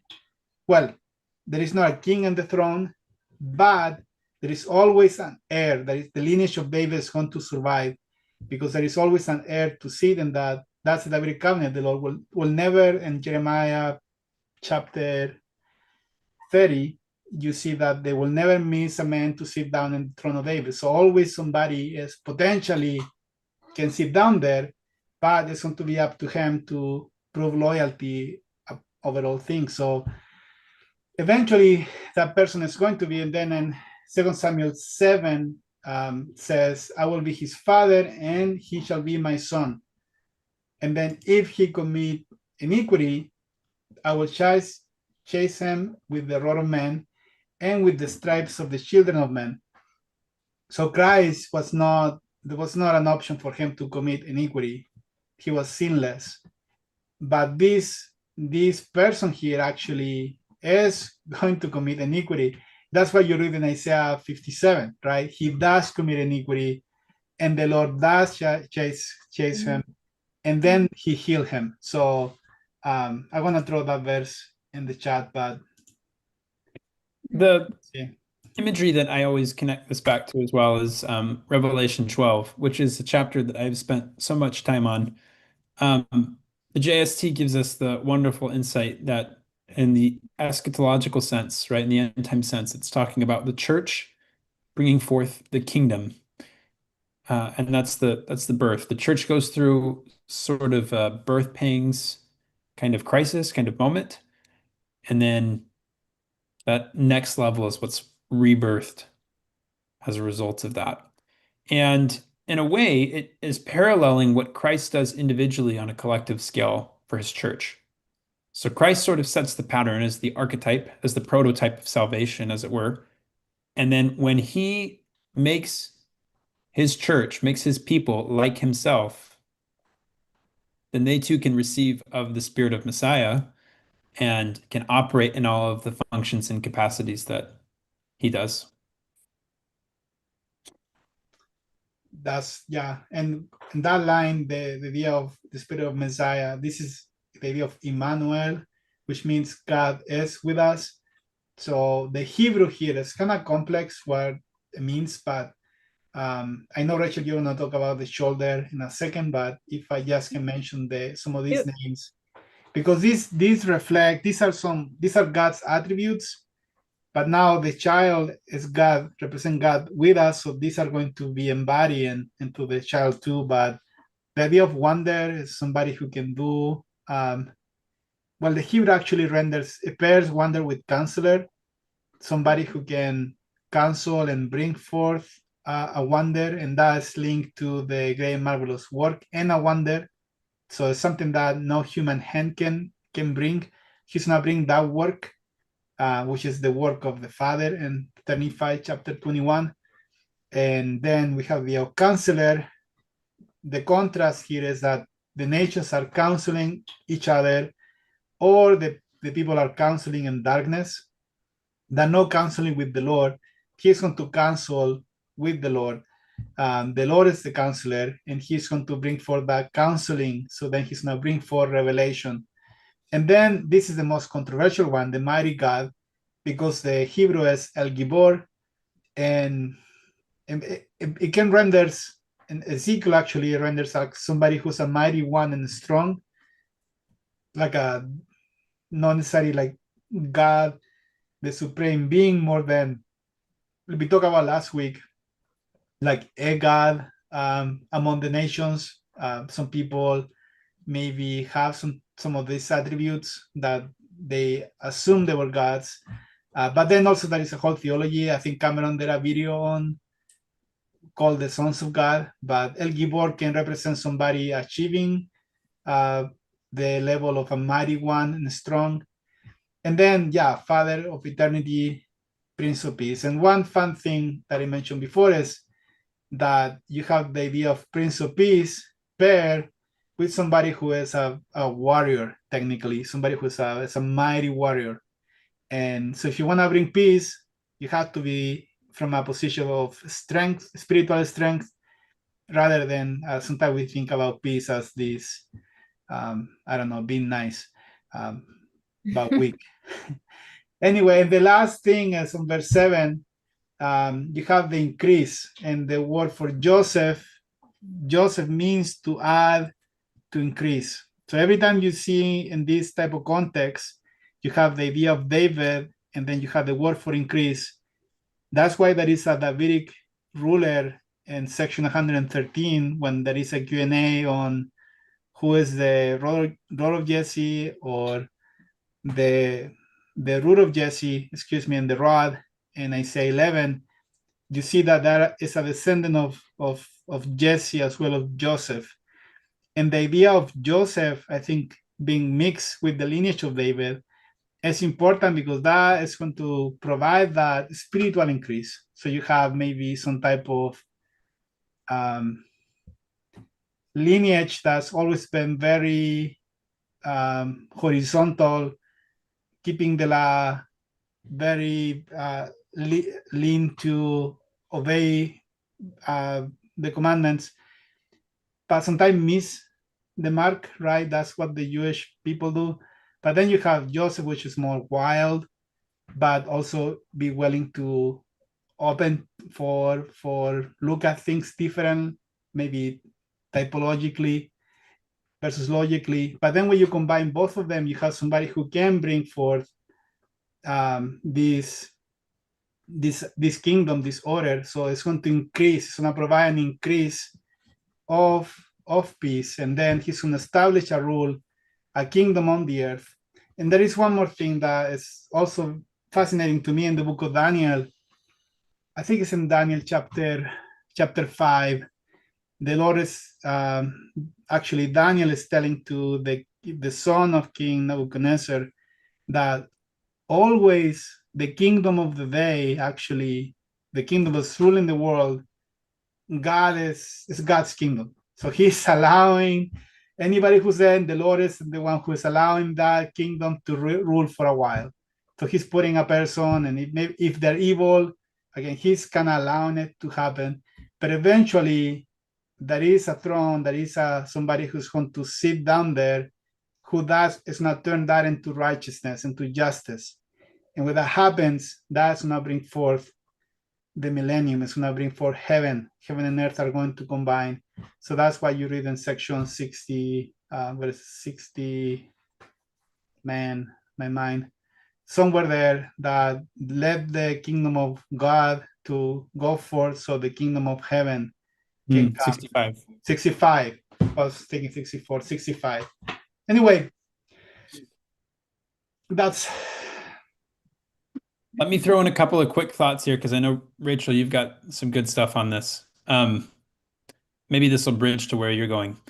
On some of these names here, so Rodolfo pointed out that these are attributes of God's wonderful counselor, mighty God, Father of eternity, or an everlasting Father, as it puts it in the King James, Prince of Peace. The way to think about this is Christ is the prototype of a saved being, and he invites all into his order, as it says in John 1:12. To as many as believed on his name, to them he gave power to become the sons of God, just as he is the Son of God. This is what, in essence, his church is. This is his covenant, his new and everlasting covenant, is that you can come in and be patterned in a similar manner and ultimately be conformed into the image of the Son, as Paul says. And when you do, and as you do, you receive in your countenance the same attributes and patterns as he has. And so this is why we also read that Melchizedek was a prince of peace, and had some of these other attributes. King of heaven. He was called the King of heaven. King of heaven, Yeah, right? yeah. And Abraham seeks to receive the priesthood at his hand. He wants to be initiated into, be ordained into the same order, to be partaker and an heir to the same blessings ultimately. And so that's what it is. It's to be conformed into the image of the Son of God and to embody that here on earth. And it applies, of course, archetypally and prototypically to Christ. And then inasmuch as we're conformed into his image, it's the same spirit that can rest on any and all of us because of what he did. On that, I'm gonna read a quote I have. It's from the book Women of Mormondom, which is, it's kind of an old one, and I can't, it's Toledge, I think, is who wrote it, but it just kind of goes with the whole order of saviors. It says not that Christ is not dragged from his heavenly state to be mere mortal, but mortals are lifted up to his celestial plane. He is still the God-man, but he is one among many brethren who are also God-men. Moreover, Jesus is one of a grand order of saviors. Every world has its distinctive savior, and every dispensation its Christ. Maybe that's controversial for some people, but I thought it's kind of cool because it just shows that there's, it's a pattern. Christ is, the perfect type of it, and the point is to try and become like him, right? I just thought that was kind of a fun one. Great. There's only one name ultimately. There's one name under heaven whereby we can be saved. And that's the name that we have to receive and be conformed into. And that's why we do everything in the name of Christ. As Nephi says, we talk of Christ and we rejoice in Christ and we prophesy of Christ and we take upon ourselves the name of Christ and we bear testimony in the name of Christ and we pray in the name of Christ. And so that in all things, all that we do can be reflective of who he is and that we can be participating in that same order. So he says, I'm the light of the world, but he also says, you're the light of the world. To 13, connect is it back that where to, sonship is, you guys? Alma 13? Alma 12 and 13. What is it? Alma 12 and 13, is that where like Alma 13 about the sonship priesthood is kind of like, specifically. yeah. Yeah. Okay. Yeah, Alma 12 is more about reclaiming the presence of God. Okay, 13. I can't remember. Okay, so then we don't have time to talk about priesthood probably that much, but obviously Melchizedek is also a type, and Abraham. it plays a huge part. Yeah, Abraham. We know from DNC 76, Enoch is also a type. The order of the priesthood of Melchizedek and the Son of God is also like unto Enoch's. Noah. I mean, like all the dispensation heads, right? And Well, in that sense, that like Adams, all of them are new recreation, right? Unto us a child is born. They become a new. You have the place become a new Eden center place, and then that firstborn spiritually becomes some type of an Adam, which Christ is also that type of Adam, and Adam is a type of Christ. Which I was reading somebody, I think it was, might have been like Margaret Barker or somebody, they had a hard time applying father of eternity. Why, like, they had nothing about why that was applicable in the names. And I was reading all these different things this last week, and I thought, oh, that's the one that I totally get that. I mean, like, Abraham wants to be a father of nations, right? And God the Father is a type of one to become like a father. I mean, the whole father-son paradigm that just, repeats everywhere. It seems very applicable, that father of eternity, or I can't remember what the other. Yeah, you might need to be a Mormon to understand that Maybe, one, huh? right? Maybe, that's what I was wondering. I was like, maybe this is just part of like what I've grown up with, but yeah, I thought it was This is, special. and it's funny to me that in recent years, there's been kind of a subtle sub-movement by some people to undermine the idea that marriage has anything to do with the new and everlasting covenant. When you understand that the highest level of covenant with God is to have a direct relationship with Him, in which He promises to you an everlasting posterity, an increase, an eternal increase, and that's your place in His family, in His kingdom. All of the other pieces of the gospel are really just supporting pieces that build to that sort of culminative covenant and condition. To have eternal increase. I mean, we talked earlier about how the Dead Sea, things flow into it and nothing flows out of it, and so it's dead. And in order to be living, the water has to continue to flow through you. And this is exactly what we see in the idea of, God being an eternal father, and all of these subsequent dispensation heads or covenant patriarch fathers. The promise that's made to them time and time again is that their posterity will endure. This is what it says in Isaiah 66, right? Let me pull it up.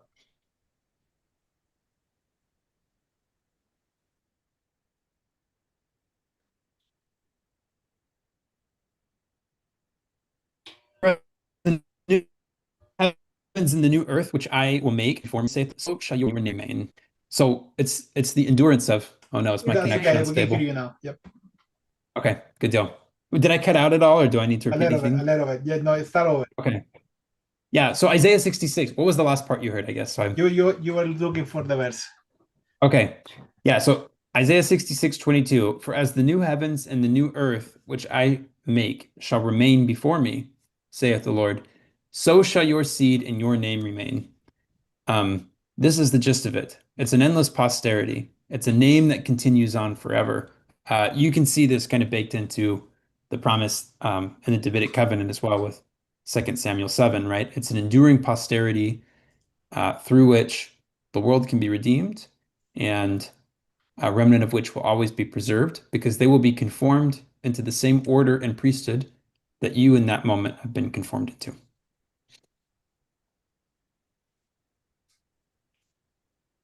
This is what it means ultimately to have an eternal family.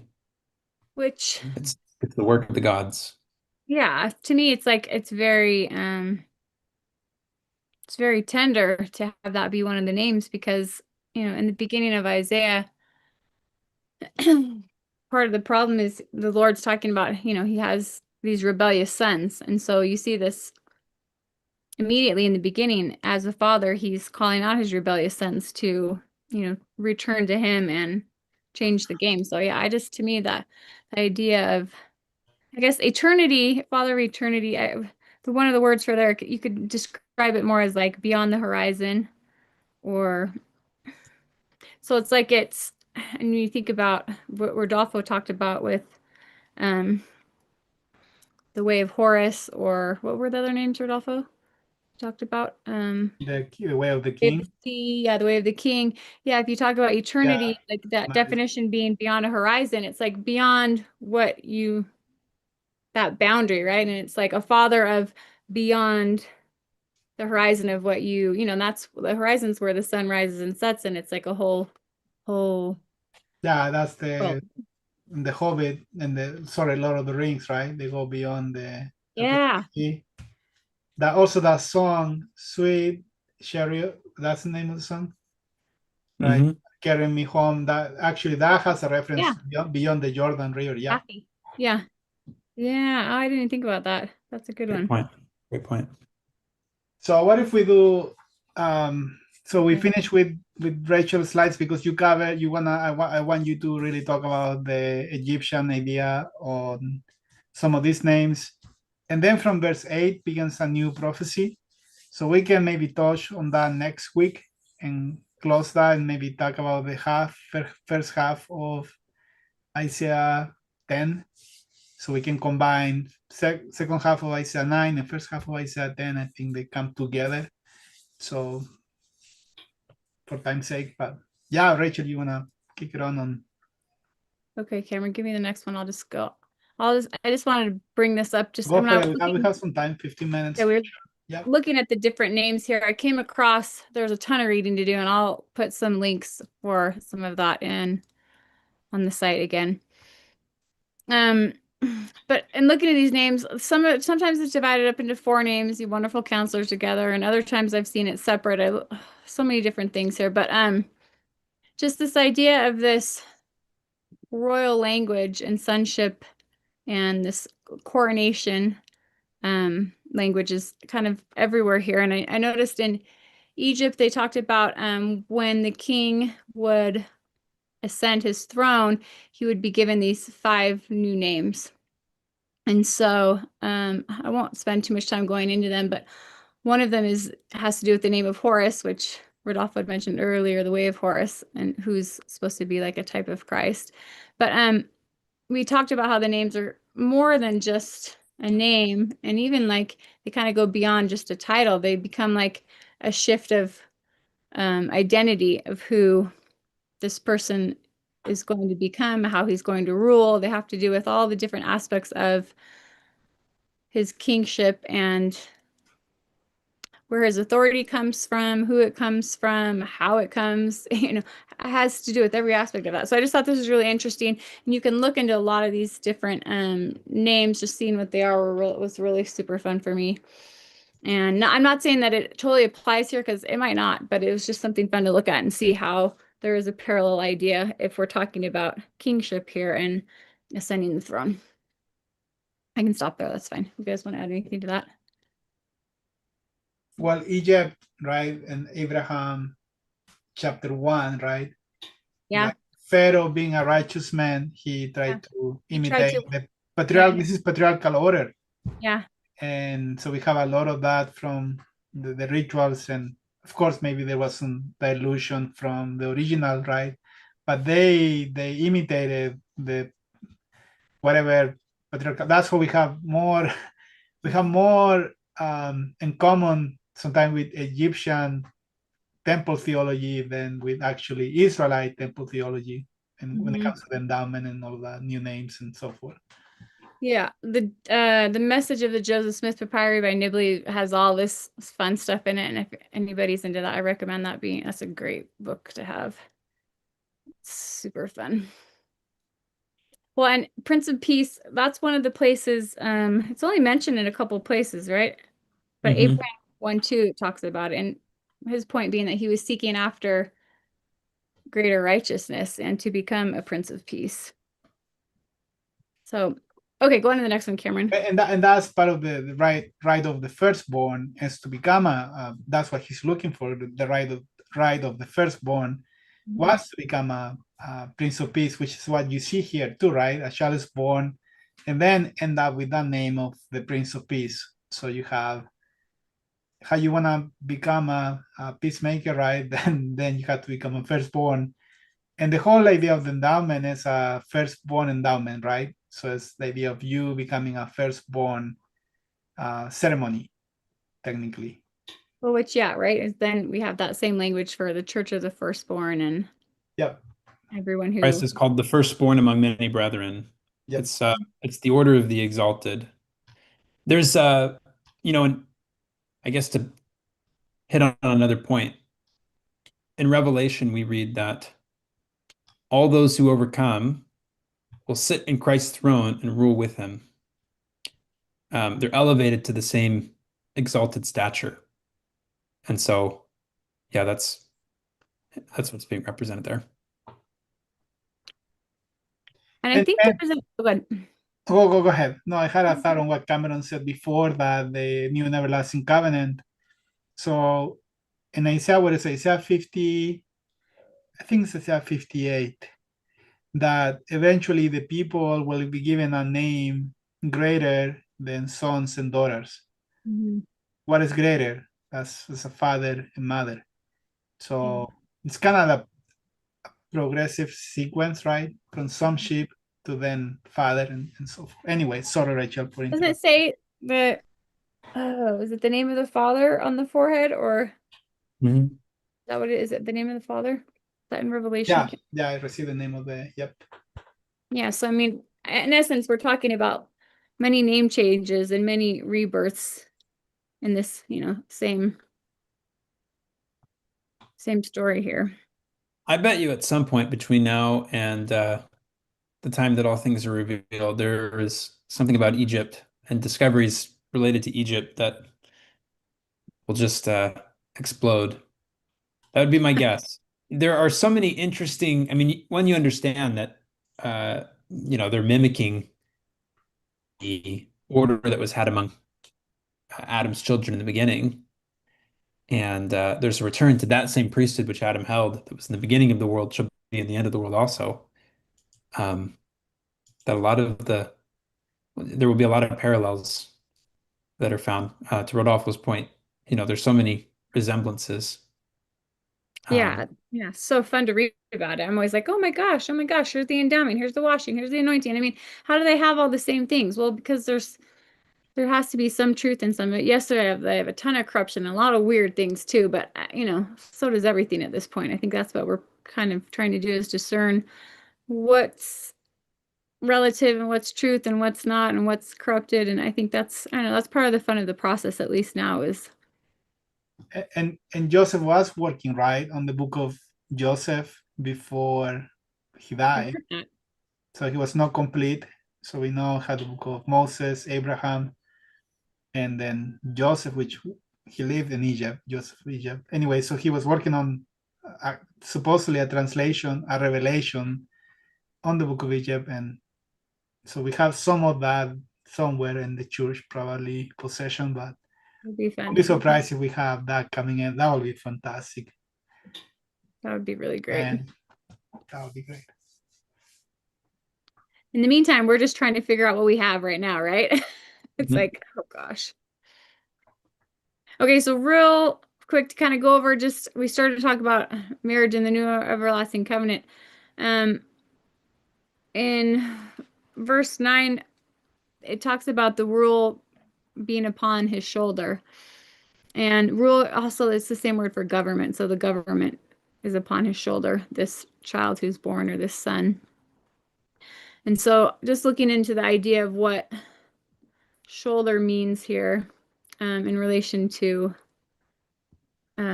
marriage. So it has the first word, it has to do with the neck and between the shoulders as a place where burdens are carried. Also the same word is portion and shoulder. Okay.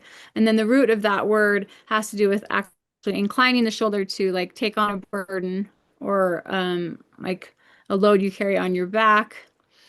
And then there's an interesting connection to the idea of starting early in the morning and arising and getting up. And we talked about that word earlier in one of the intro classes we did. And that usually only relates when the context applies, but the fact that they're still related is really interesting. So, and this is from the Beloved Bridegroom book. I know a lot of you have that book. It's just one that I had some fun things in it, and I just thought I'd share them here. So, in the marriage ceremony, we don't have a full complete type of this anywhere, so there's kind of bits and pieces, but in the context of the ring being placed on the finger on the bride's right hand, it was on her index finger.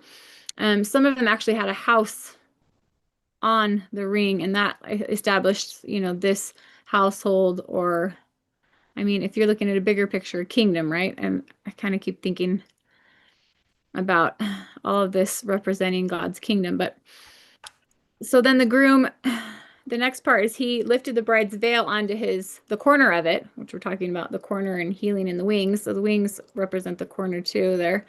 And he places on his shoulder.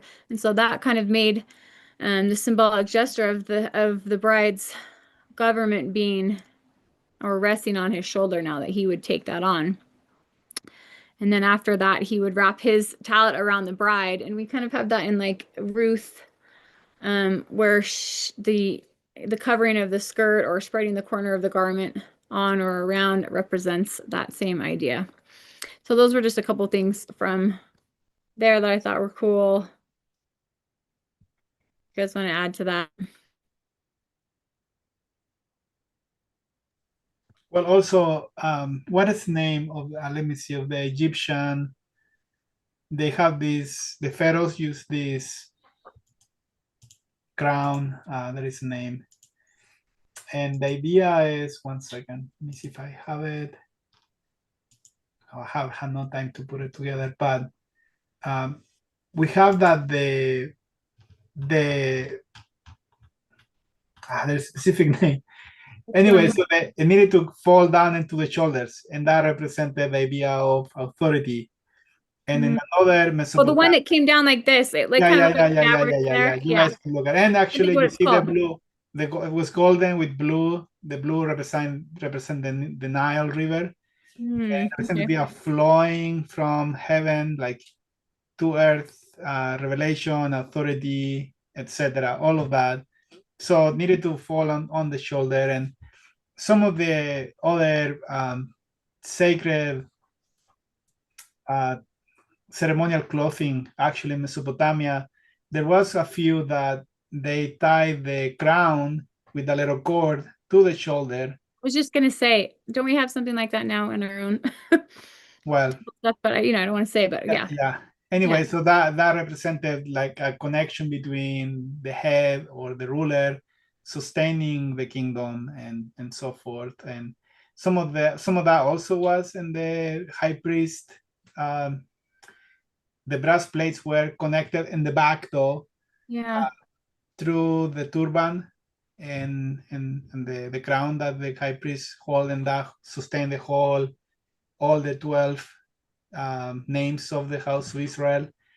And so, but then, and some of the imagery was actually the same idea of sustaining something, connecting the robes of the shoulder. It's funny from shoulder to head, right? And the neck, we talked about the neck last week, where the water rises up to the neck, and exactly. Yeah, it's like the neck's a really interesting transition place. I don't know. It's like, but there was a big emphasis in all that ceremonial clothing of connecting, right, the head, sacred, holy, the top of the mountain, to the shoulder, some type of string that will connect both of them. And when you read that, I think there is a lot of imagery there of what we're reading here in Isaiah chapter 9. Like Christ is the head and the body of Christ, and the connection of those two together, maybe too. Yep. Cameron, you got anything on that? Nothing that you guys didn't just say. That's good stuff. Responsibility you bear, right? Under the direction of revelation, under the direction of the head. And there is a parallel here between verse 3, I believe, that the burden that was before the tyrannical ruling is going to be removed, but then there's still some type of weight that needs to be carried, but this is a righteous justice, and righteous justice as a weight, and it's not the absence of that. And then you see, for example, what we read in Matthew 11, right? Come unto me. What is the verse? I'm not functioning after 9. Matthew 11:28. Come unto me, laden, and I will give you rest. My yoke is easy, my burden is easy, right? Take upon my yoke. So there is not an absence of yoke, but actually the Lord's yoke, which is easy and light, instead of the other burden that was a tyrannical type of ruling. And this represents the idea of there is no lack of like anarchy, that there is always some type of kingdom order that the Lord wants to establish, and but it's going to be done in righteousness, and it's going to be a completely different model than the Babylonian type of government that is ruling until that day. Another thing is interesting, it's established and upheld through justice and righteousness, right? Like we see all those words together, and maybe I can do a slide about this next time, but righteousness in Egypt is represented by the word or the goddess Mot, and she's in essence a white ostrich feather is another way to describe her, and that has to do with like the weighing of the heart. And so just thinking about like the yoke, making it light through Christ, and the weighing of the feather and the heart, and it's light and it's easy, but that justice and righteousness is like literally everything that I can't even describe how it works. It's like the law, the order through everything flows and functions in, and it is who God is, and you have to be able to, uphold that to become God-like yourself. So maybe we can do something on that later, but yeah, super fun idea there. Okay, I think I'll talk about neck next. Is that the next slide, unless you guys want to add anything? And then I don't have any more. No, go for it. Okay, move me one ahead there, and then You have the slide, next slide. one more, Cameron. Yeah, one more. That's it.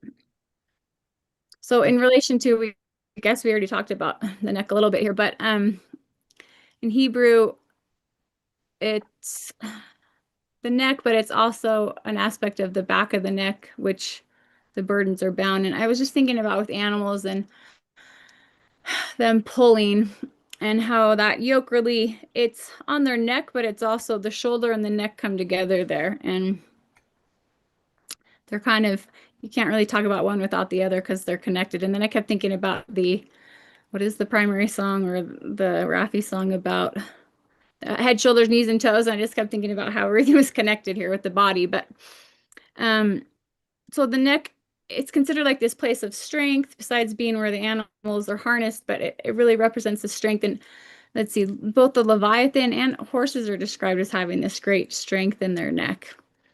And we talked about vassalship a little bit earlier, but when people submit to that authority of a more powerful nation, they're described as wearing a yoke, and that's a symbol of that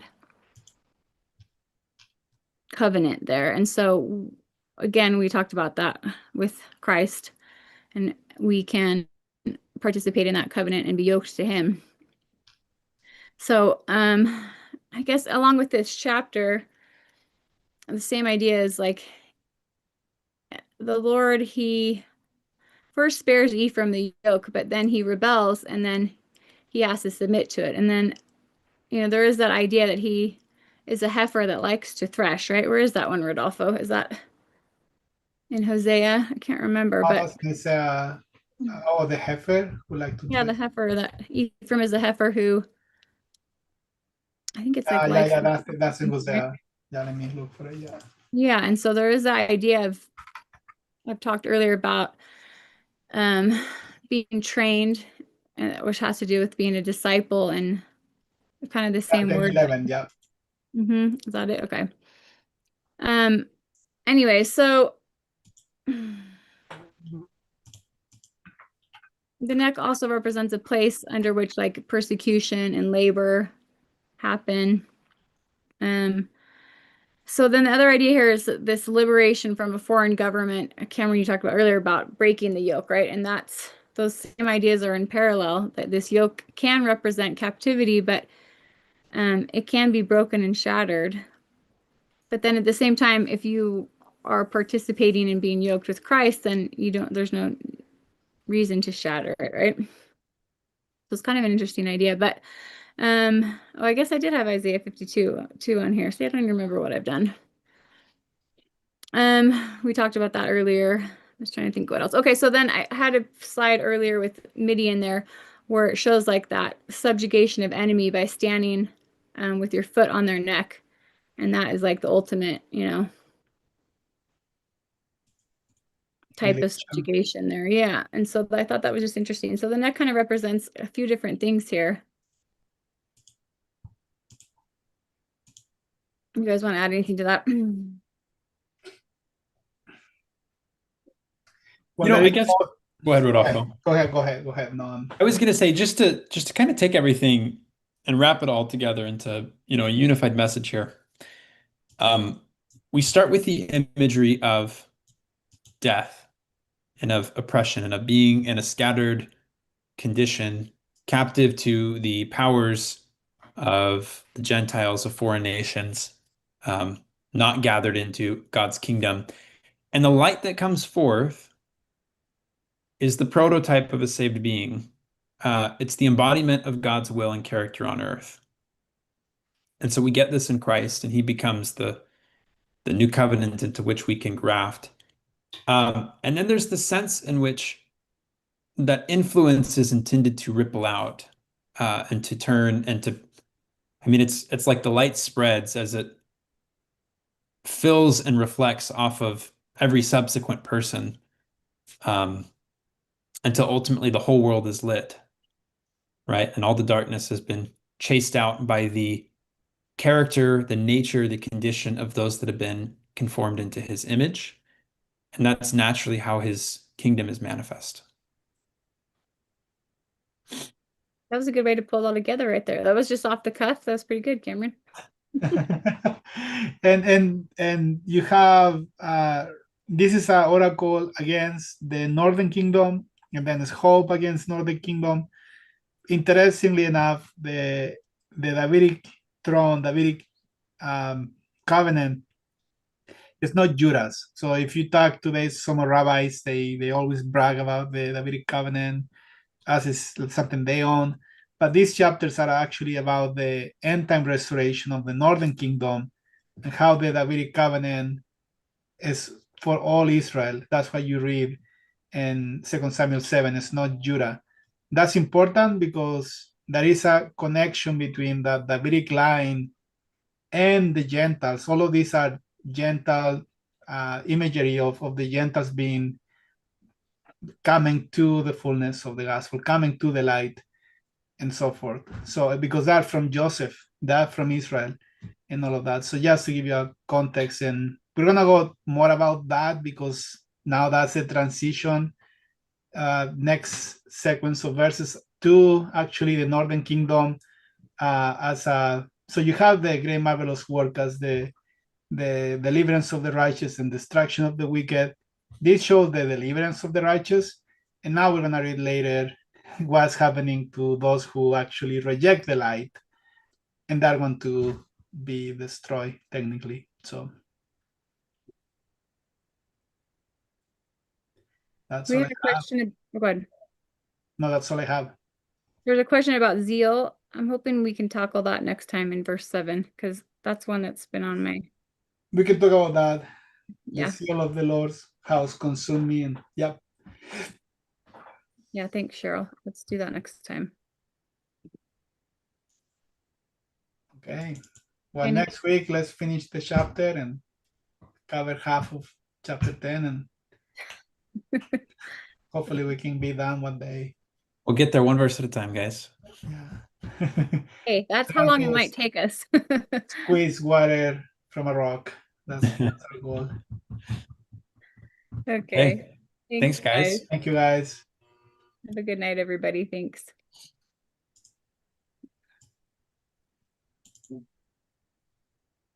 Oh, good stuff, guys. I'm tired. I don't know why. I think